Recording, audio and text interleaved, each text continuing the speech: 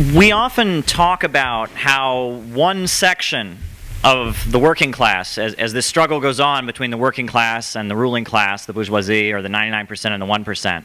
As this struggle goes on, sometimes there's been one section of the working class that by coming forward and fighting against the bosses and the capitalists inspires other sections of the working class to then fight against the bosses and the capitalists. When Occupy Wall Street started, I know Larry Holmes put it, he said it was like a neon sign was put up in the sky, telling people to rise up and rise up. I know I've read that during the 1960s, the black liberation struggle was an inspiration to many in other sectors of the working class for them to go out and fight against the bosses. But the class struggle also has two sides, right? There's always, as we're always fighting for the rights of the working class against the bosses, the working class is always fighting against us and trying to exploit more out of us and trying to beat us down further. Or the bourgeoisie is always fighting against us and fighting to exploit us and to take more from us.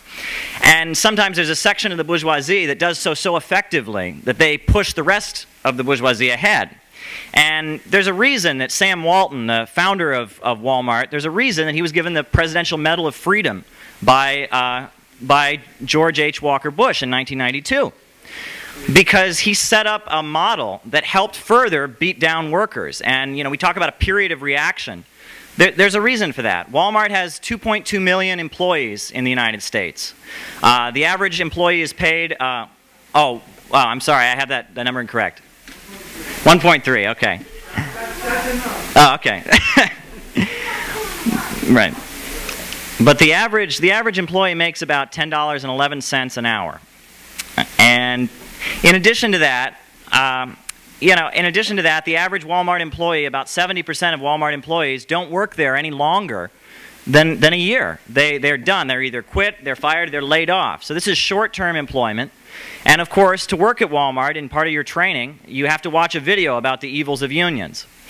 Now, this might be something that doesn't sound so different than, like, say, Target or Kmart or other retail employees, but Walmart did it first. They were kind of pioneering these new techniques in exploiting and beating down the working class. And that's what they're known for. They're known for taking it to the next level in their effort to rob us. One case that recently happened was in 2009. There was an employee of Walmart who was a cancer survivor. I believe it was in the state of Oregon.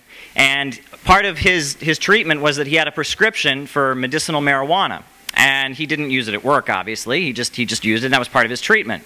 And he was fired from Walmart for what he did, outside of work. And when Walmart representatives were asked about this, they were asked, is this a policy against medicinal marijuana that Walmart has? And they said, no, it's not just marijuana. We have a whole list of drugs our employees are not allowed to use. Can you believe that? The right wing's always talking about big government, big government's intruding into our lives. Walmart's kind of the symbol of big employers intruding into every aspect of your life. Walmart, also to work there, you have to take a psychological test. It's very long, and they figure out, if you're the kind of person who's going to tolerate their abuse. It's very interesting. So I wanted to comment, the Walmart that we saw in the video that a lot of these demonstrations happened at was in a place called Secaucus in New Jersey. And Secaucus used to be the site of a big pig processing plant, actually, where a lot of people were employed in processing pigs.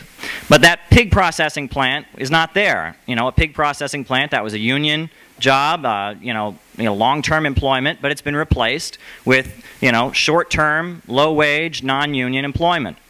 When I was in Cleveland as an organizer, the biggest Walmart in Cleveland that we often had demonstrations at with Jobs with Justice was at a place called Steelyard Commons.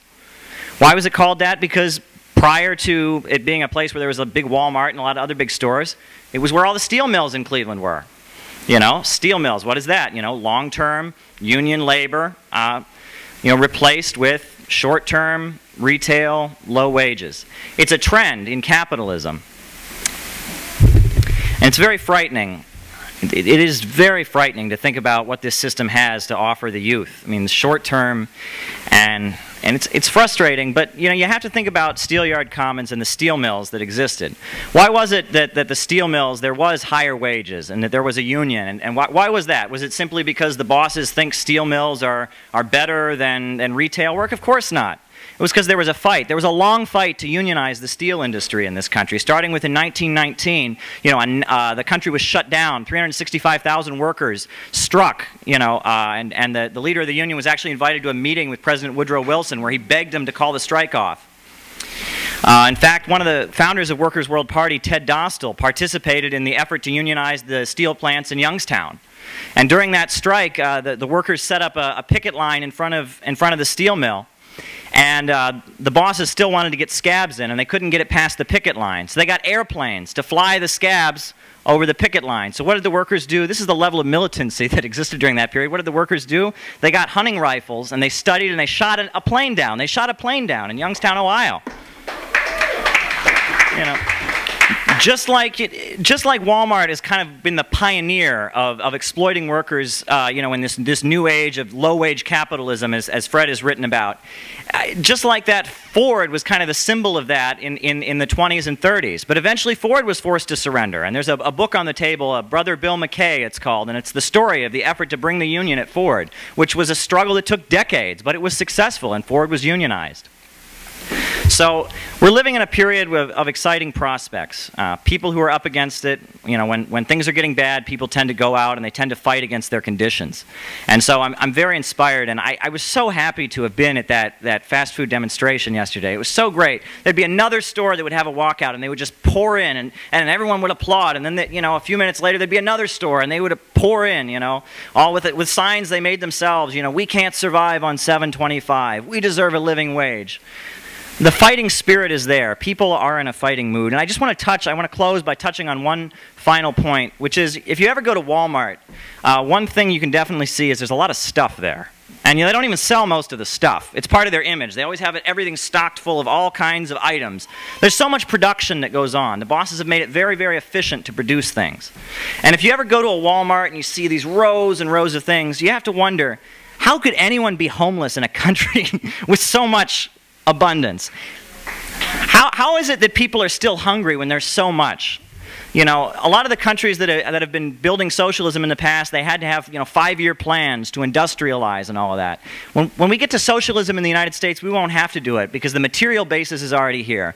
The bosses have built up such a vast apparatus of production. It's all there, but it's run to make profits. It's run so that a few people can get wealthy. It's not run for the interests of the people and the 99%.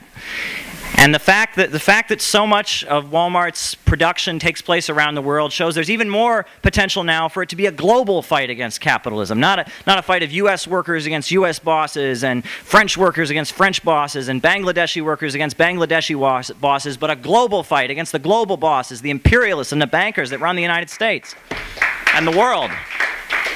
So it's an inspiring moment, and we need to be with our class as they mobilize and fight against Walmart.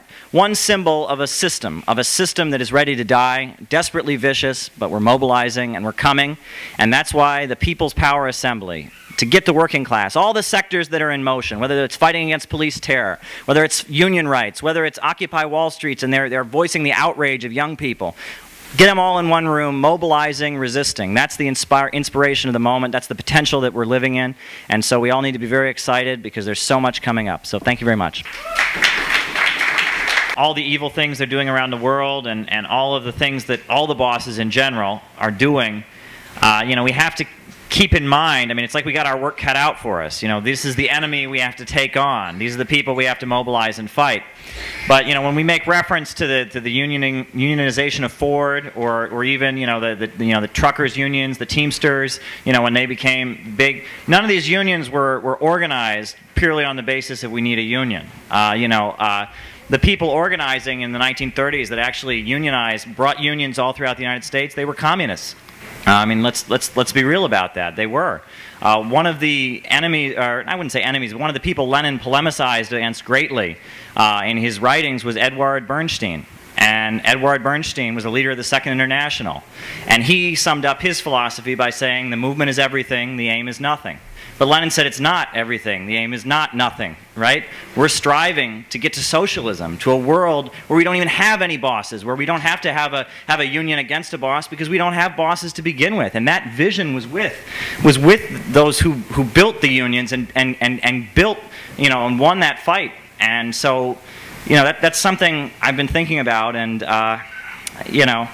they've really beaten into our heads this idea that socialism and communism are hopeless. That you have a revolution and it's just the same as it's always been. Look, the Soviet Union collapsed. And they beat into our heads. And on some level, we have to have a vision to fight for. We have to have a future to drive for. If we're going to defeat these super rich bosses and bankers, we have to understand that the future doesn't involve them. It's not a future of winning 1 cent or 2 cents more from them. It's a future of bringing them down, and we have to be bringing that vision with us all the time. So that's something that's in my mind. And when you hear about the horrors these bosses commit all over the world, and I mean just for their profits, it's a system whose time has really it's time to go. And there's so many inspiring chapters in working class history, and I think it's time to move forward. And this People's Power Assembly, bringing the movement together, but also bringing forward our vision of a communist future.